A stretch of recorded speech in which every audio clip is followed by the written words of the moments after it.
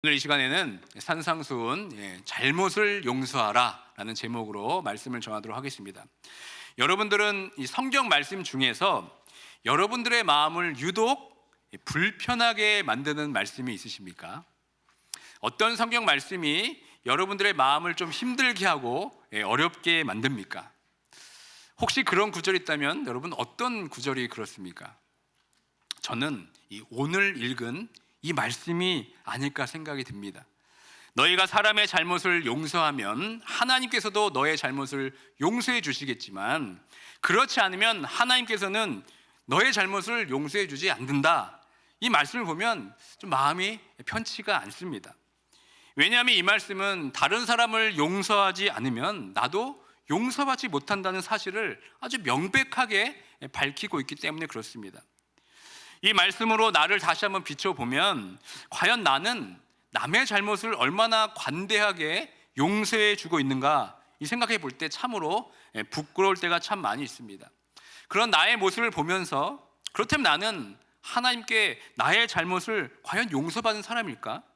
그런 생각을 하면 마음이 참 많이 불편합니다. 여러분들은 어떠십니까? 여러분들은 남의 잘못을 잘 용서해 주고 계십니까? 저는 오늘 본문 말씀을 보면서 좀 의아한 점이 있습니다. 그것은 이 말씀이 주기도문 말씀 바로 다음에 위치해 있다는 것입니다. 남의 잘못을 용서하라 라는 같은 맥락인 우리가 우리에게 죄 지은 자를 사하여 준 것 같이 다른 사람의 죄를 사하여 주시옵고, 이 말씀이 이미 주기도문에 있는데 이 한 절 후에 오늘 본문 말씀이 또 등장을 합니다.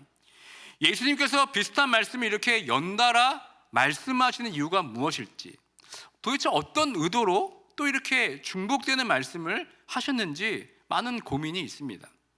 여러분 다시 한번 여러분의 성경책을 펴서 오늘 말씀을 다시 한번 보시길 바랍니다. 오늘 우리가 읽은 이 본문이 여러분 어느 단락에 속해져 있습니까? 제가 가진 성경에서는 6장 5절부터 15절까지 한 단락으로 묶여져 있습니다. 주기도로 마지막 13절 말씀으로 단락이 맞춰지지 않고 15절까지가 여러분 한 단락으로 묶어져 있습니다. 그리고 너희는 이렇게 기도하라라는 이 제목이 이 소단락의 제목으로 적혀져 있고 그 안에 오늘 말씀이 포함되어 있습니다. 주기도의 마지막 기도인 나라와 권세와 영광이 아버지께 영원히 있사옵나이다 아멘, 이렇게 13절의 말씀으로 단락이 끝을 맺고 바로 다음 단락인 이 금식에 관한 말씀으로 넘어가도 제가 볼 때는 전혀 문제가 없을 것 같은데 굳이 주기도에서 하셨던 말씀 내용을 또 이곳에서 반복하고 있다는 겁니다. 그 이유가 여러분 무엇이겠습니까? 이 주기도문의 해설을 쓴 대부분의 성경학자나 설교자들은 오늘 본문의 구절에 대해서 거의 관심을 보이고 있지 않습니다. 그냥 넘어가는 경우도 많이 있습니다. 아마도 이 주기도문과 중복되는 내용이 있기 때문에 그런 것 같습니다. 사실 저도 이미 주기도문에서 이런 용서에 관한 설교를 했기 때문에 굳이 또 이 부분을 다시 설교할 필요가 있을까 고민도 되었습니다. 근데 저는 계속해서 이 말씀이 왜 여기에 위치해 있는지 계속 말씀이 마음에 걸렸습니다. 왜 예수님께서 굳이 이 말씀을 이 주기도문과 또 바로 붙여서 언급하셨을까? 많이 고민이 됩니다. 여러 가지 고민 중에 이런 생각도 해봅니다. 일단 문맥적으로 보면 오늘 본문 앞에 이 주기도문과 연결된 한 단락이기 때문에 혹시 주기도문의 그 용서라는 주제가 가장 중심되는 주제임을 보이는 것이 아닐까? 이런 생각도 해봅니다. 아니면 예수님께서 우리에게 높아심이 있는 것 같습니다. 아무리 강조하고 이야기해도 우리가 제일 못하는 부분이 바로 이 용서에 대한 부분이 있기 때문에 예수님께서 지금 또 강조해서 우리에게 말씀하는 것이 아닐까 생각이 듭니다. 우리가 이 주기도의 말씀대로 살고자 노력하지만 결국 우리가 또 어디서 넘어지고 걸립니까? 바로 이 남을 미워하고 용서하지 못하는 마음이 여전히 우리들의 발목을 붙잡고 있지는 않습니까? 기도 생활도 잘합니다. 신앙생활도 너무나 열심히 잘하고 있지만 여전히 우리가 해결하지 못하고 남아있는 숙제가 바로 남을 용서하지 못한 것이 아닐까 생각이 듭니다. 특히 주기도문이 위치하고 있는 이 마태복음 6장은 이 산상수훈의 5장, 6장, 7장 말씀 가운데 한 복판에 등장하고 있습니다. 이 마태복음 6장의 전체 맥락은 외식하는 사람에 대한 말씀입니다. 즉 보이는 모습에서는 신앙의 모습이 너무나 훌륭하지만 진정 내면에서는 그 정신을 담고 있지 않는 이 바리새인들을 지금 질책하고 있는 것이 6장의 배경입니다. 그러면서 너희는 그렇게 외식하면서 신앙생활 하지 말아라, 너희는 달라야 한다 하고 우리에게 지금 메시지를 던지고 있습니다. 용서라는 그 신앙의 미덕을 우리가 입으로는 자주 외치지만 삶 가운데 녹아지지 않고 행해지지 않는 이 모습이 이 마태복음 안에서 하나의 외식의 형태로 주목하고 있는 것을 우리가 볼 수 있습니다. 용서하지 못하는 것이 바로 외식하는 자의 가장 큰 특징임을 지금 예수님께서 꼬집고 있는 것입니다. 우리가 그리스도인으로 살아간다는 것은 어떤 의미입니까? 그리스도인들이 세상 사람들과 가장 구별된 모습이 무엇이라고 생각하십니까? 그것은 바로 용서하는 삶이 아닐까 생각이 듭니다. 그러나 이미 우리는 이 정답을 다 알고 있습니다. 내가 용서받은 죄인이고 또 우리는 용서해야 하는 의무를 가지고 있음을 다 알고 있습니다. 그런데 마음 깊은 곳을 하나하나 들춰보면 가장 밑바닥에 무엇이 있습니까? 열면 안 되는 판도라의 상자들이 다 하나씩 가지고 있습니다. 그 상자가 무엇인가 생각해 보면 바로 남을 용서하지 못하는 마음의 상자입니다. 그 상자 안에는 미움과 원망이 가득 차 있습니다. 그 상자를 열어서 미움과 원망을 꺼내서 버려야 되는데 그럴 용기조차 없습니다. 왜냐하면 그 상자를 여는 순간 나의 마음은 또 지옥처럼 바뀔 게 분명하기 때문에 그렇습니다. 그러다 보니까 그 상자는 가장 깊은 마음의 골방에 숨겨져 있습니다. 그저 우리는 그 미움의 상자를 애써 외면해 버릴 뿐입니다. 오늘 말씀은 다시 한번 우리 신앙생활의 가장 취약점이면서 지켜지지 않고 애써 슬쩍 넘어가 버리는 그 남의 잘못을 용서하라는 것을 다시 한번 우리에게 강조하고 있는 말씀입니다. 주기도의 기대로 하나님 나라의 백성의 정체성을 정말 가지고 살고 있는가? 하나님 나라 백성을 살고 있다면 어떻게 그것을 너희가 증명할 수 있는가? 그것이 바로 남을 용서하는 삶이 되어야 하지 않겠는가? 지금 우리에게 말씀하고 있습니다. 그리고 더 나아가서 예수님께서는 이 용서를 넘어 사랑하라고 말씀하고 있습니다. 마태복음 5장 44절의 말씀을 우리 함께 읽겠습니다. 나는 너희에게 이르노니 너희 원수를 사랑하며 너희를 박해한 자를 위하여 기도하라. 아멘. 이 말씀은 믿지 않는 사람들도 대부분 아는 기독교의 가장 윤리적인 부분을 대표하는 말씀입니다. 용서의 대상이 도무지 용서할 수 없는 원수입니다. 그 원수까지 사랑하라는 것입니다. 그 원수를 사랑하려면 먼저 선행되어야 되는 것이 무엇입니까? 바로 용서입니다. 그러니까 용서하기 전에 우리는 사랑할 수가 없습니다. 용서하지 않는데 사랑한다면 그것은 진정한 사랑이 아닐 것입니다. 용서는 사랑하기 위한 가장 첫 번째의 관문입니다. 그런데 우리는 이 관문에서 꼭 넘어집니다. 왜 그렇습니까? 우리의 이 죄된 본성 때문에 그렇습니다. 디도서 3장 3절의 말씀을 함께 읽습니다. 우리도 전에는 어리석은 자요, 순종하지 아니한 자요, 속은 자요, 여러 가지 정욕과 행락의 종로로 탄 자요, 악독과 투기를 일삼은 자요, 가증스러운 자요, 피차 미워한 자였으나. 피차 미워한 자였으나. 이것이 여러분 우리의 본성입니다. 이것이 우리의 죄된 본성입니다. 우리 스스로의 성품으로는 남을 사랑하고 포용하고 위로하기에는 턱없이 부족합니다. 그러므로 용서하는 것은 우리의 죄된 본성상 부자연스러운 것입니다. 용서는 결코 쉬운 일이 아닙니다. 그럼에도 불구하고 우리가 남을 용서를 해야만 하는 이유와 근거가 무엇입니까? 바로 우리가 용서를 받은 자이기 때문에 그렇습니다. 하나님의 은혜, 그 예수 그리스도가 십자가 사랑으로서 죄인이었던 우리를 아무 조건 없이 용서를 받았기 때문에 그렇습니다. 그 용서로 인해 우리가 구원을 받았습니다. 우리가 그 사실을 진심으로 깨닫는다면 우리는 누군가를 용서하지 못할 이유가 하나도 없습니다. 그러므로 남을 용서해야 하는 것은 선택사항이 아닙니다. 해도 되고 안 해도 되는 문제가 아닙니다. 오늘 말씀처럼 우리가 다른 사람의 잘못을 용서하지 않는다면 우리의 잘못도 하나님께서 용서하지 않으신다고 지금 분명히 말씀하고 있습니다. 만약 우리가 여전히 다른 사람의 잘못을 용서하지 못한 마음으로 품고 살고 있다면 어쩌면 우리는 하나님께 진심으로 회개하지 않은 것이 되며 그로 인해 우리는 하나님의 진정한 용서를 받지 못한 자일 수도 모릅니다. 그러니까 진정한 용서를 경험한 사람만이 진정한 용서를 할 수 있습니다. 다시 한번 예수 그리스도가 이 땅에 오신 목적을 여러분 생각해 보시길 바랍니다. 우리를 하나님과 화해시키고 그뿐 아니라 우리 이웃들과 화해시키려 하시려고 이 중재자로 그 십자가에 오르신 것입니다.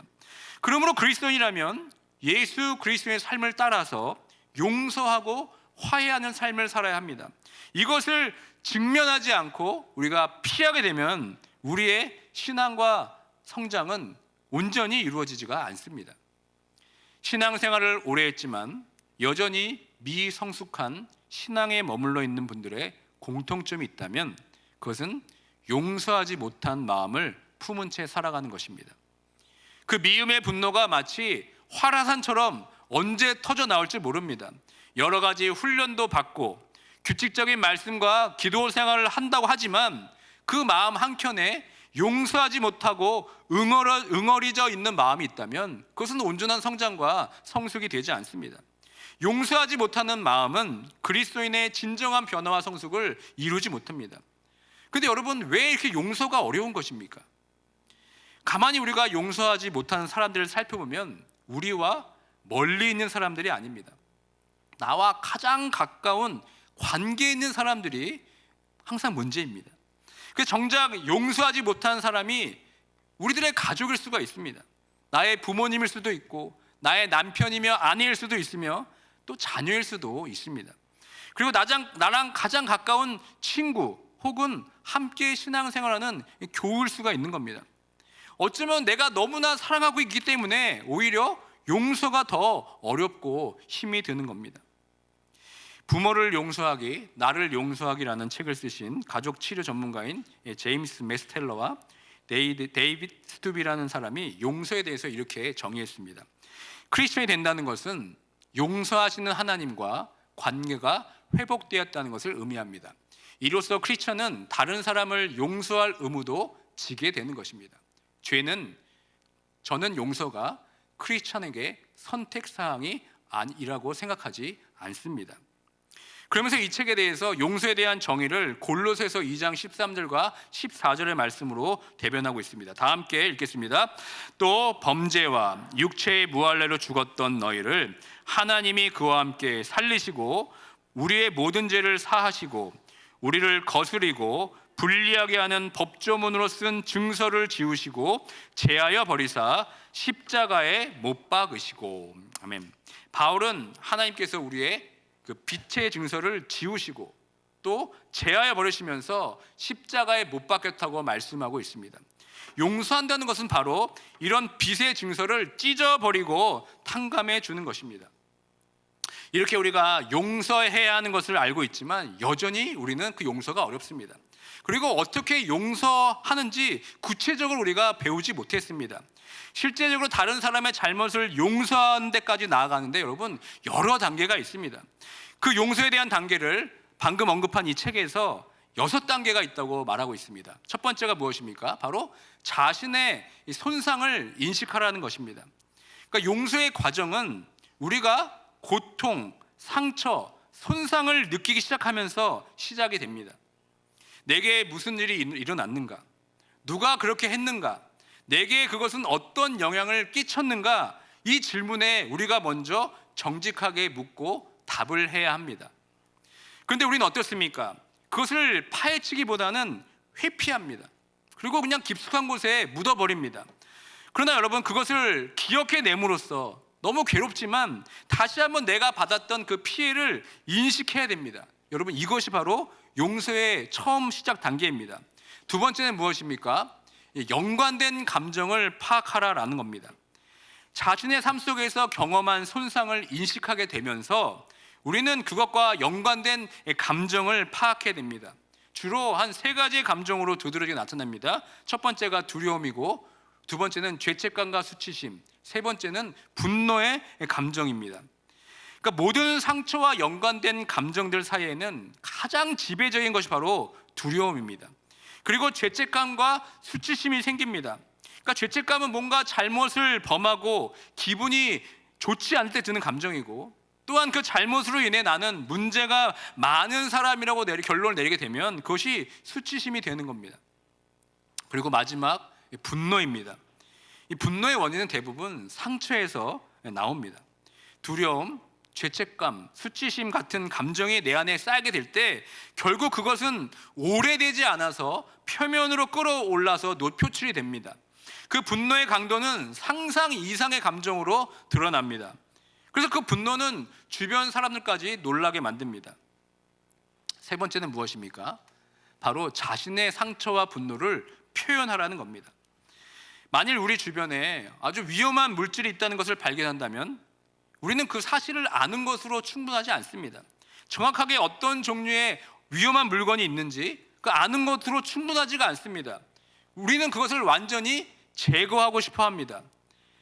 이 책에서 이것을 표현한다 이렇게 얘기합니다. 자신의 파괴적인 감정들을 표현하는 것을 너무나 중요하게 말하고 있습니다. 그러나 문제는 이 안전하지 않는 곳에서 이 감정들이 표현되면 또 다른 문제가 생긴다는 겁니다. 안전하지 않은 곳에서 표현하게 되면 또 다른 큰 문제가 발생된다는 겁니다. 그러므로 우리는 자신의 상처와 이 분노를 안전한 장치를 두고 우리는 표현해야 됩니다. 예를 들어 어떤 이들은 이를 위해 빈 의자에 대놓고 말하기도 합니다. 때로는 편지를 쓰기도 합니다. 그리고 그래서 자신의 상처와 분노를 표현합니다. 또 어떤 방법이 있습니까? 이 교회 안에 소그룹이 그런 역할을 할 수 있습니다. 지금 저희가 남자 소그룹, 여자 소그룹이 한창 진행 중에 있습니다. 이 소그룹을 시작할 때 제가 가장 많이 강조했던 것이 바로 비밀 유지입니다. 이 소그룹 안에서 나누는 대화는 절대 밖으로 나가지 못하게 하는 것이 원칙입니다. 이렇게 소그룹이 안전하다고 여겨질 때 사람들은 비로소 자신의 상처와 분노를 말하기 시작합니다. 그때 어떤 일이 일어납니까? 그 이야기를 듣고 나도 그런 상처가 있었다, 나도 그런 분노가 있었다며 자신 안에 숨겨져 있던 그 마음의 상자들이 함께 열리게 됩니다. 그러면서 나만 이런 문제로 힘든 것이 아니구나, 나와 비슷한 아픔을 가진 사람들이 여기에 있구나 라면서 서로 많은 위로를 받게 됩니다. 그래서 교회의 소그룹 안에서 자신의 감정을 정직하게 표출할 때 서로를 격려하고 또 위로하면서 그리스도의 사랑으로 품어주면서 서로 끈끈한 영적인 형제가 생기는 것입니다. 또 용서의 네 번째는 무엇입니까? 자신을 보호하기 위해서 경계선을 설정하라는 것입니다. 대부분 관계에서 우리는 두 가지 유형 속에서 살아가게 됩니다. 너무 밀착되어 있거나 너무 이탈되어 있기 때문에 문제가 생깁니다. 너무 가까워서도 문제가 생기고 너무 멀어도 여러분 문제가 생기는 겁니다. 대부분 관계 문제가 다 여기에 포함됩니다. 너무 밀착된 관계는 조금만 그 밀착에서 멀어져도 괜히 서운해집니다. 별것 아닌 일로 서운하고 소위 말해 삐지게 됩니다. 예를 들어 여러분의 가족의 관계에서 발생되는 그 문제를 보면 너무 밀착되어 있기 때문에, 서로 너무 매여 있기 때문에 그런 겁니다. 어디서 시작되고 어디서 끝나는지 그 경계선을 알 수가 없습니다. 또 어떤 가족의 관계는 너무나 이탈되어 있습니다. 서로의 삶에 상관하지도 않고 외딴 섬에서 살아가듯이 살아갑니다. 이 교회에서도 마찬가지입니다. 대부분 문제는 너무나 밀착된 관계에서부터 시작이 됩니다. 적당한 거리가 있어야 함에도 너무나 밀착되어 있기 때문에 문제가 발생합니다. 아니면 또 너무 이탈되어서 관심을 가지지 않을 때 문제가 발생됩니다. 그렇기 때문에 우리가 용서의 과정을 밟아 나갈 때 중요한 게 무엇이냐면 새로운 경계선을 설정해야 된다는 겁니다. 너무 밀착된 관계는 좀 거리를 두는 경계선이 필요하고, 너무 이탈된 관계는 좀 거리를 가깝게 해야 됩니다. 그래서 그 경계선 속에서 해결할 수 있도록 서로의 공간을 허락할 필요가 있습니다. 다섯 번째는 빚을 청산하라입니다. 이 단계에 오면 여러분 용서하는 순간을 맞습니다. 이 순간이 빚을 청산하는 시간입니다.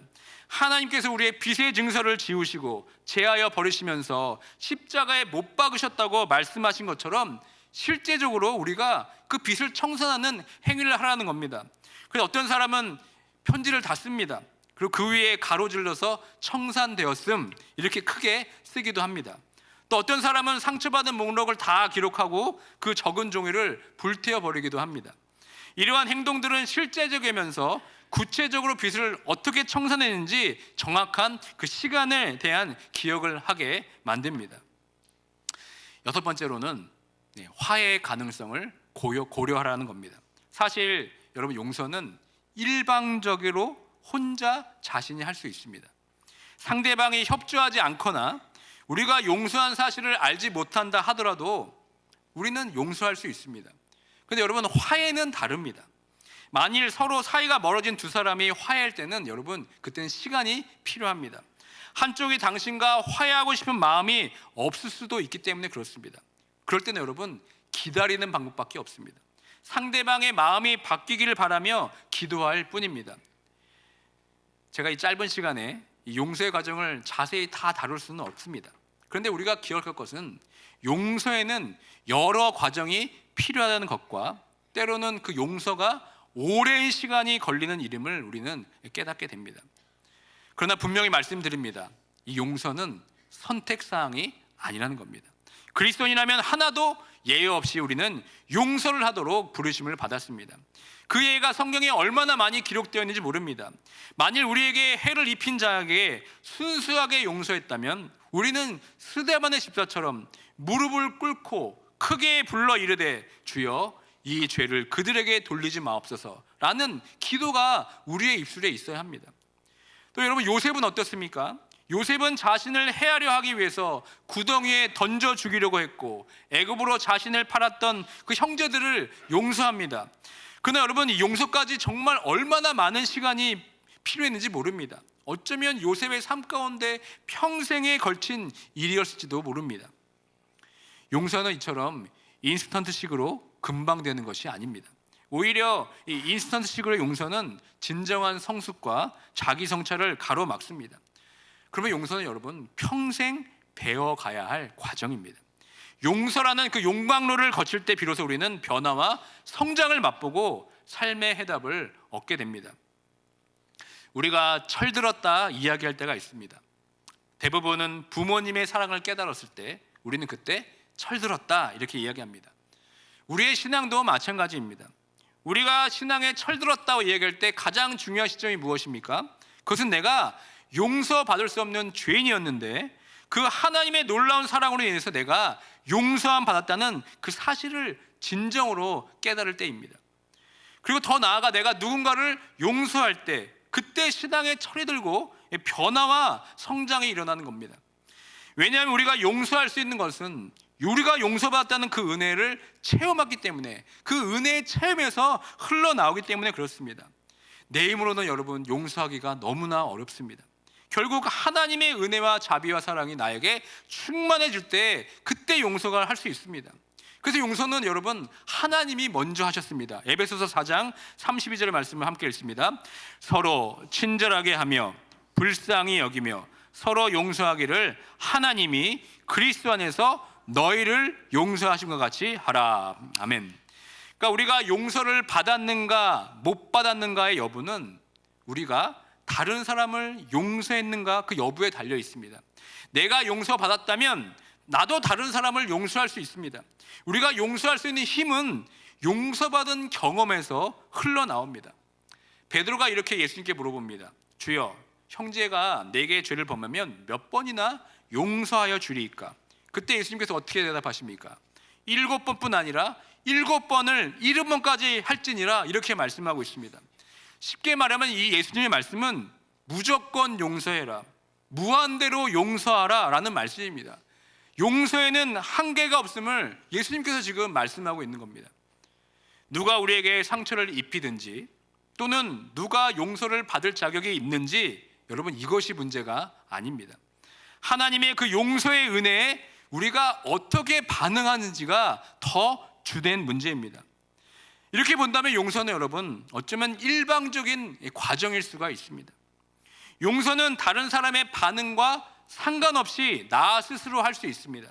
대부분 사람들은 만일 그 사람이 무엇을 한다면 내가 그를 용서하겠다, 아니면 그 사람이 무엇 할 때까지 내가 그 사람을 용서할 수 없다, 이렇게 생각합니다. 그러나 여러분, 용서에는 만일이나 무엇 할 때까지라는 조건이 없습니다. 우리가 용서한 대상이 그 사실을 알든지 모르든지 우리는 용서에 대한 관심이 있든지 없든지 상관이 없습니다.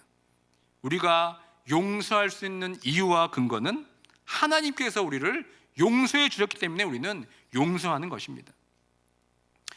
저는 이 용서를 생각할 때 저희 어머니의 간증이 생각이 납니다. 한국 며느리라면 다 겪는 고부간의 갈등이 저희 어머니에게도 있었습니다. 그 시어머니, 저희 친할머니죠. 그 시어머니는 작은 기도원 같은 것을 세우셨습니다. 거기서 여러 사람을 위해서 기도를 해주셨습니다. 그 당시에는 하나님께 특별한 은혜를 받은 분들이 제단을 쌓는다라고 하면서 교회는 아니지만 여러 사람이 모일 수 있어서 함께 기도하는 그런 작은 기도원 같은 것들을 많이 세웠습니다. 제 기억 속에 그 친할머니에 대한 한 컷의 장면이 있습니다. 그것은 그 친할머니가 한복 같은 것을 입으시고 예배 중에 막 돌아다니면서 여러 사람 머리에 막 손을 얹고 기도하는 장면이 제 기억 속에 있습니다. 그런데 그 기도원을 세우시고 그렇게 기도를 열심히 하시는 그 친할머니는 며느리인 저희 어머니에게는 참으로 힘들게 하셨습니다. 저희 어머니는 사람에 대해서 이러쿵 저러쿵 이야기하지 않으시는데 이 시어머니 이야기만 하면 일단 목소리가 커지고 아주 격앙된 감정으로 말씀하십니다. 그리고 고유한 레퍼토리가 있습니다. 그 레퍼토리 중에 하나가 무엇이냐면 이겁니다. 내가 다른 사람의 기도는 내가 다 받아도 그 시어머니 기도는 내가 받지 않겠다. 이게 저희 어머니의 레퍼토리였습니다. 그런데 저희 어머니는 이 시어머니를 용서하지 못하고 미워하는 마음이 늘 부담이 되셨습니다. 용서하고 사랑해야 하는 것을 분명히 알고 있지만 그것이 마음대로 되지가 않았습니다. 그렇게 오랜 시간 기도하다가 결정적으로 이 말씀 앞에서 시어머니를 용서하겠다고 제게 간증해 주셨습니다. 다 함께 마태복음 18장 18절의 말씀을 함께 읽습니다. 진실로 너희에게 이르노니 무엇이든지 너희가 땅에서 매면 하늘에서도 매일 것이요 무엇이든지 땅에서 풀면 하늘에서도 풀리리라. 아멘. 물론 이 말씀은 용서에 대한 말씀이 아닙니다. 교회의 권위에 대해서 하신 말씀인데 어머니는 이 말씀 앞에서 내가 용서하지 못하는 마음으로 내 스스로가 지금 올가매져 있다는 것을 깨닫고 그 시어머니를 용서하셨다는 말씀을 제게 해 주셨습니다. 그리고 몇 년 전 그 친할머니가 100세의 나이로 돌아가셨는데 그 과정 가운데 어머니가 그 시어머니가 참으로 불쌍하게 여겨졌다면서 다시 한번 용서와 그 긍휼의 마음으로 눈물을 흘리셨다고 제게 말씀해 주셨습니다. 그러니까 우리가 용서해야 할 사람을 용서하지 못하고 사는 것은 내 자신을 꽁꽁 묶는 것과 마찬가지입니다. 우리가 용서하지 못하고 살아갈 때 우리의 영혼은 묶임을 당하게 됩니다. 그 묶임을 당하게 되면 영혼뿐만 아니라 나중에는 그 우리의 마음과 육체까지도 묶임을 당하게 됩니다. 그래서 바울은 로마서 5장 21절에서 이렇게 말씀합니다. 다 함께 읽겠습니다. 이는 죄가 사망 안에서 왕 노릇한 것 같이 은혜도 또한 의로 말미암아 왕 노릇하여 우리 주 예수 그리스도로 말미암아 영생에 이르게 하려 함이라. 아멘. 그러니까 우리가 남의 잘못을 용서하지 못함으로 마음을 살아간다면 그 용서하지 못하는 마음이 왕 노릇해서 나를 올가매는 겁니다. 그 용서하지 못한 마음 때문에 우리는 스스로 불행한 채 살아가게 되는 겁니다. 그런데 우리가 남의 잘못을 용서하면 어떻게 됩니까? 예수 그리스도의 의로 인해서 죄가 사망 안에서 왕노릇한 것 같이 그 용서의 은혜가 이제는 우리에게 왕노릇하는 겁니다. 그 용서의 은혜로 인해서 우리는 미움의 그 쇠장에서 탈출하고 자유를 얻게 되는 겁니다. 그러므로 우리는 이제 선택을 해야 됩니다. 용서하지 못하는 마음이 왕노릇하게 할 것인가, 아니면 내가 받은 그 의로움의 용서가 왕노릇하게 할 것인가를 우리가 결정해야 되는 겁니다.